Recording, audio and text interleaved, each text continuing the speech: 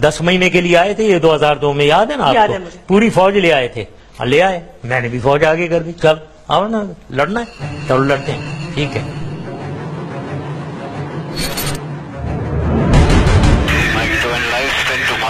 तो हमने इनका, मुझे याद है एक, अभी मुझे एक रात को मुझे पता था कि ये अटैक करने वाले हैं। पाकिस्तान? हाँ, एयर अटैक लिमिटेड, मुझे पता हुआ था कि ये आजाद कश्मीर में लिमिटेड एयर अटैक पाकिस्तान को अटैक करने वाले हैं। ये खबर हमें इंटेलिजेंस से मिली उसी वक्त। ये मतलब ये पहली दफा मैं बता रहा हूँ। उसी वक्त मैं एयर चीफ था, मुशर्रफ जिया होता था।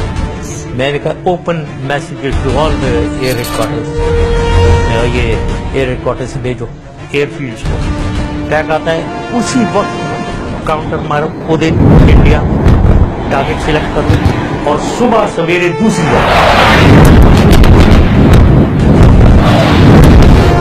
मैंने ओपन भेजो था मैसेज। आए देखते हैं,